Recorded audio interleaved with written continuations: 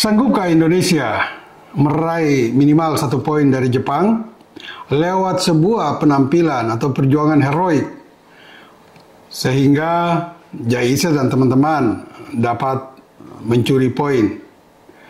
Atau juga ada keberuntungan yang memihak Indonesia? Sebaliknya, Jepang mungkinkah dilanda malapetaka dan malapetaka itu akan menguntungkan Indonesia? Semua rekan sahabat Rise Soccer TV, ikuti terus analisis Bung Yes dan jangan lupa like, comment, and subscribe.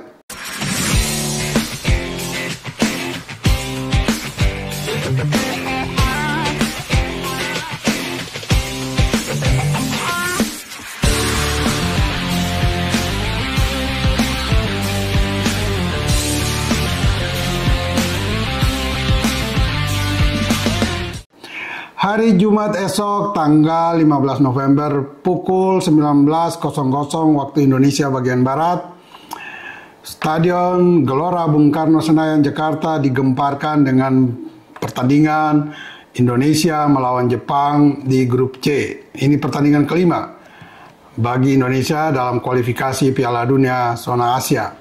Dan kita semua tentu berharap tim kebanggaan kita bisa mengambil poin dari pertandingan ini, apalagi pertandingan ini digelar di kandang sendiri.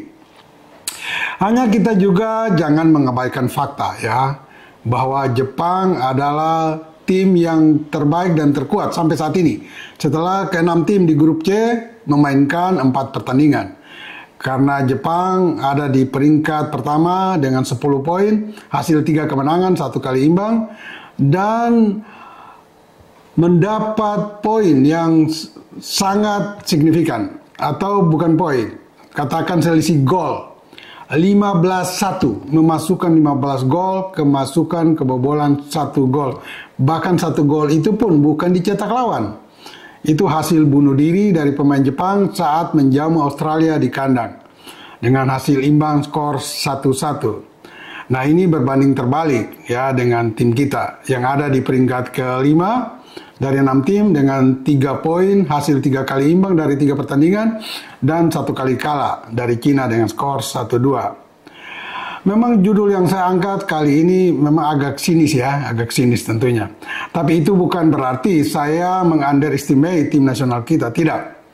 Saya dan kita semua tentu berharap ada hasil terbaik yang bisa diambil oleh Jaiza dan teman-teman saat menghadapi Jepang esok. Nah, kemungkinan apa yang bisa terjadi dan bisa membuat kita mendapat poin dari Jepang itu? Walaupun secara statistik, secara prestasi, Jepang jauh di atas kita ya.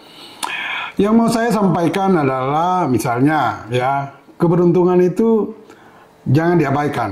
Karena di sepak bola selalu ada faktor-faktor keberuntungan, walaupun sangat kecil. Tetapi itu sangat strategis dan sangat penting ketika harus menentukan siapa yang keluar sebagai pemenang dalam sebuah pertandingan. Keberuntungan itu misalnya, ya saya tidak mengabaikan perjuangan heroik tim kita nantinya. Kalau kita menang atau mendapat hasil seri dengan sebuah penampilan gemilang, why not? Bisa saja. Australia yang kita tahan 0-0 mampu menahan Jepang di kandang sendiri dengan skor 1-1. Lalu mengapa kita tidak bisa menahan Jepang imbang atau kita bisa mengalahkan Jepang? Tapi kembali saya katakan, secara statistik dan prestasi sementara Jepang jauh di atas kita ya. Nah, saya mau menyebut atau mengatakan bahwa keberuntungan itu bisa juga terjadi, kali ini ada di kita. Keberuntungan itu misalnya, bisa saja Jepang terkena kartu merah, sehingga bermain dengan 10 pemain, dan itu tentu secara kuantitas dan kualitas akan mengurangi permainan Jepang, dan dari 10 pemain itu kita bisa mengambil keuntungan. Itu misalnya satu. Yang kedua misalnya, Jepang melakukan kesalahan di kotak penalti ya, dengan men-tackling terlalu keras atau dikatakan late tackling, tackle yang terlambat sehingga terkena hukuman bisa kartu merah dan juga bisa penalti. Nah, itu faktor-faktor yang antara lain saya coba sampaikan bahwa itu ada unsur keberuntungan yang akan memihak kita. Dengan contoh 2 tadi ya, bisa saja terjadi itu. Tapi sekali lagi, saya tidak mengabaikan penampilan yang normal dari tim kita untuk bisa menahan atau mengalahkan Jepang nantinya.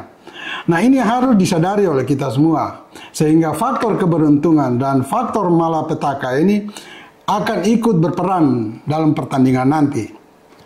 Nah, kita lihat bahwa dari tim kita, pelatih Sintayong harusnya sudah mempunyai strategi dan taktik permainan yang cocok, jitu, dan pas untuk bisa mendapat poin dari Jepang nanti. Mengapa? Selama ini saya melihat tidak ada perubahan signifikan antara satu pertandingan dengan pertandingan lainnya. Masih standar.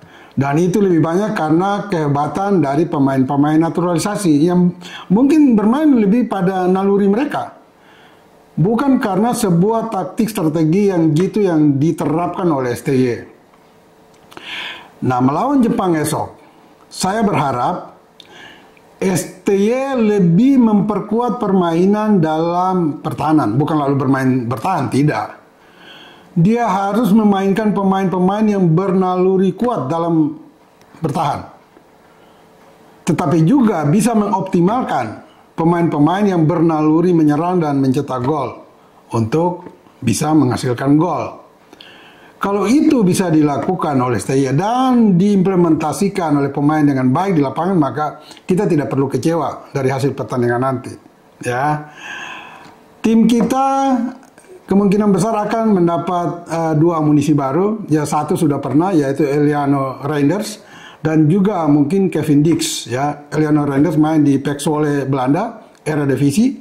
Kemudian Kevin Dix bakar besi bermain untuk FC Copenhagen dari Denmark. Ini akan baru pertama kali Kevin Dix, karena saya juga sudah mengkonfirmasi kepada pengurus PSSI bahwa Kevin Dix bisa bermain memperkuat Indonesia. Apakah diturunkan atau tidak itu soal lain, tapi dia masuk dalam daftar 27 pemain yang disampaikan oleh Sintayong. Dengan bertambahnya Kevin Dix, ini berarti semakin menumpuk pemain-pemain kita dengan bernaluri bertahan, ya, pemain belakang katakan. Nah, mengingat Jepang ini sangat produktif, sangat tajam dengan 15 gol dari 4 pertandingan, maka alangkah baiknya STY berpikir tentang kelebihan Jepang yang bisa kita antisipasi untuk mengurangi ketajaman mereka. Ya, salah satunya tentu memainkan taktik strategi yang baik dalam menggalang pertahanan. Bukan lalu bermain total, tidak. Saya tidak anjurkan itu untuk bermain total, bertahan. Tetapi bagaimana mengoptimalkan semua kualitas pemain yang memiliki kemampuan bertahan itu dengan baik. Ya, juga STY juga harus menyadari kelebihan tim sendiri dan kekurangan tim sendiri. Kelebihan itu harus dioptimalkan untuk mengambil keuntungan nanti dari Jepang. Ya, misalnya memanfaatkan bola-bola mati untuk bisa dikonversi menjadi gol, bisa tendangan bebas atau tendangan penalti, atau juga bisa lewat tendangan pojok atau tendangan sudut, bisa dioptimalkan untuk mencetak gol lewat sundulan. Meski Jepang juga memiliki kualitas dalam bola-bola atas, namun harus diingat juga Jepang tidak memprioritaskan permainan bola-bola atas dalam mencetak gol. Mereka lebih banyak melakukan atau membangun serangan lewat bola-bola bawah.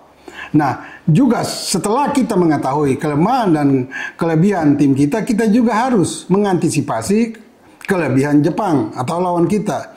Dengan mengetahui kekuatan Jepang, kita juga bisa meminimalisir serangan mereka ke pertahanan kita. Dan harus diingat, Jepang sangat kuat dalam speed and power game. Dilengkapi dengan kontrol-kontrol dan passing-passing yang sangat presisi, sangat akurat. Nah, ini harus disadari betul oleh pemain-pemain kita. Kalau mereka bisa mengintercept umpan-umpan cepat dan pendek yang dilakukan oleh Jepang, ini akan rame. Bisa kita mendapat hasil ya minimal draw dengan Jepang. Tapi kalau kita gagal mengantisipasi atau mengintercept serangan-serangan tajam Jepang lewat bola pendek maupun serangan dari sayap, ini akan celaka bagi kita. Nah, ini harus disadari betul oleh STY nantinya. Sehingga kita semua berharap GBK akan menjadi saksi bisu Indonesia pernah menahan atau mengalahkan Jepang di kandang sendiri. Bagi semua rekan sahabat Rise Soccer TV, ingat bola itu bulat. Giring terus!